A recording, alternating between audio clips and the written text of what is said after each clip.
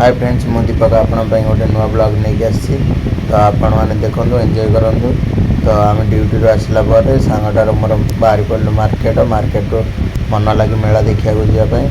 तो से प्लानिंग कलु बांग्लोर जो एक कॉलोनी रे मेला पड़ी से चल जा देखा मुझे पूरा क्लीयर भाव में देखी।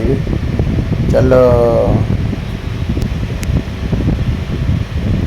ट्राफिक देखिपे केते भिड़ रोचे ना आम 2 किलोमीटर 3 किलोमीटर खाली मेला देखू बोली चली चली जाऊँ भाभी पारे। तो फाइनाली आम पलि आसलु चलते देखी यार गोटे गेट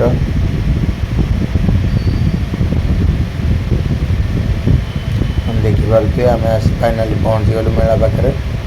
तो मेला भितर एत टाइट अच्छा लोक दूर देखिए भी जना पड़ जाऊँ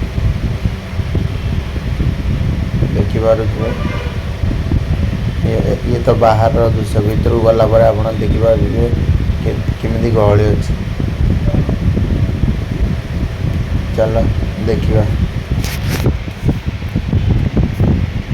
भाई एते लोक जाई हबटी भीतर को बैरिकेड सिस्टम करते कौन खाली लेडीज जिनस पेंट शर्ट ना पुओ पिला जिनस भी पड़ी पेंट शर्ट आपण भी आसतु मेला बुलतु।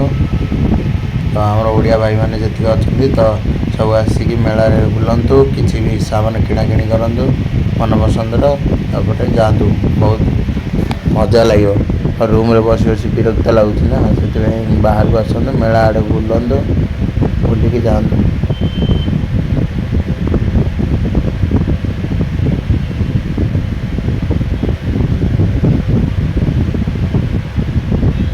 देखा कि गहली मुंड खराब गहली।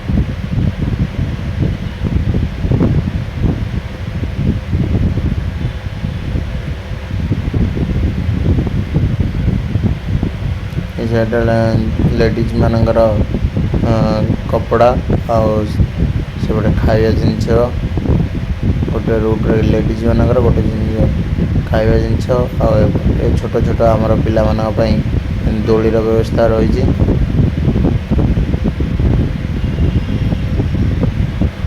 देखा तो एत गहली मुंड काम करना। तो आम देखी सारी पुणी पलि आसलु।